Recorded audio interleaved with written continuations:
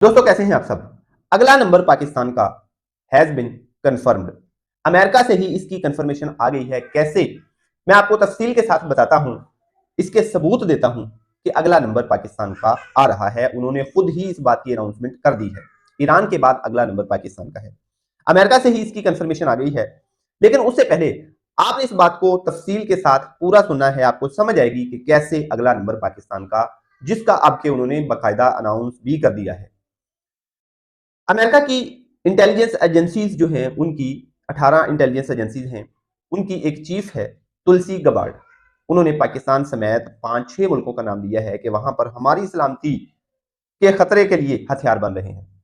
इस पे भी बात करते हैं, लेकिन आप एक सीरीज ऑफ इवेंट्स समझें कि कैसे वन बाय वन सबका नाम आ रहा है, सबका सबकी बारी आ रही है। इराक के ऊपर हमला किया गया ये कहकर कि वहां मैस डिस्ट्रक्शन के हथियार बन रहे हैं, ये हमारी सलामती के लिए, दुनिया की सलामती के लिए खतरा है। ईरान के ऊपर हमला किया गया। अच्छा, अब आपने इस बात को गौर से समझना है और अरबों के साथ भी इसको रिलेट करना है कि हम मुसलमान कैसे उनके सामने लेटे हुए हैं, हम सब कैसे उनके सामने लेटे हुए हैं। ईरान का नंबर आ गया, ईरान की बारी आ गई कि ये मैस डिस्ट्रक्शन के हथियार बना रहा है, जिससे हमें खतरा हो सकता है, दुनिया को खतरा हो सकता है, और खास तौर पे इसराइल को खतरा हो सकता है। दुनिया के एक साइड पे अमेरिका है, दूसरी साइड पे इधर हम रह रहे हैं और इसराइल है। मकसद सिर्फ इस सारे काम का, इस खित्ते में, दुनिया की इस साइड पे इसराइल को चौधरी बनाना है, कोई मुल्क उसकी टक्कर का ना हो। अच्छा, हम बात कर रहे थे कि कैसे पाकिस्तान का अगला नंबर है। ईरान का नंबर लग गया, ईरान की बारी आ गई।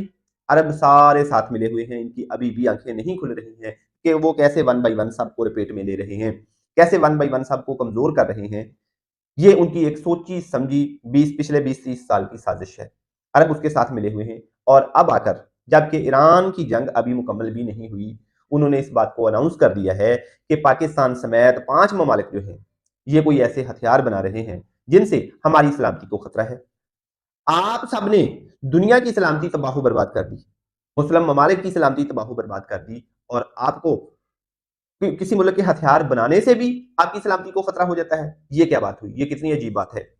अब भी अगर अरबों ने उनको जहाज ही गिफ्ट करने हैं, अब भी अगर अरबों ने उनके सामने लड़कियां ही खड़ी करके बाल खुलवा के उनको प्रोटोकॉल देने हैं, तो ये उनके और हम सब के डूब मरने का मुकाम है कि हमारी इंसानी गैरत नहीं जाग रही है, हमारी ईमानी गैरत नहीं जाग रही है कि कैसे वो एक एक करके हम सब का नंबर लगाते जा रहे हैं, और हम अभी भी जो है ना, कमियों वाली सोच लेके बैठे हुए हैं कि चौधरी हमारे साथ है, चौधरी के साथ हमारा मुआहदा हुआ हुआ है कि वो हमारा दिफा करेगा। वो बिल्कुल भी आपका दिफा नहीं करेगा, वो बिल्कुल भी आपके साथ नहीं होगा। जब भी कभी उसको खतरा हुआ, वो सबसे पहले आपको आगे करेगा। वो सबसे पहले वो जैसे पंजाबी में कहते हैं ना कि बिल्ली के जब पाँव जलते हैं तो वो अपने बच्चे ही पाँव के नीचे ले लेती है, वो आपको अपने पंजों के नीचे लेगा जब भी कभी उसको यहाँ पे खतरा हुआ। और ऐसा आप अपनी आंखों के सामने होता हुआ देख रहे हैं कि जहां कहीं भी अमरीकी अड्डे मौजूद हैं उन पे हमला हो रहा है, और वो हमला तो उन ममालिक में ही, मुसलमान जहां मुसलमान मुल्कों में अड्डे हैं वहीं हो रहा है, लेकिन हो अमरीकी साइड्स पे रहा है, और उससे दाव पे लग रही है सलामती मुसलमान ममालिक की भी।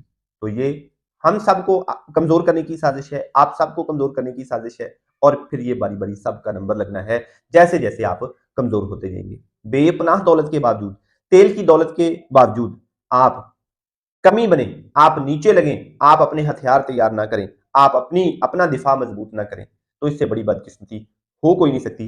ये सब देख के भी, ये सब फेस करके भी, ये अपनी आंखों के सामने तबाही देख के भी, अपनी आंखों के सामने धोखा देख के भी अगर आप एक ना हुए, हथियार तैयार ना किए, तो तबाही मुकद्दर है।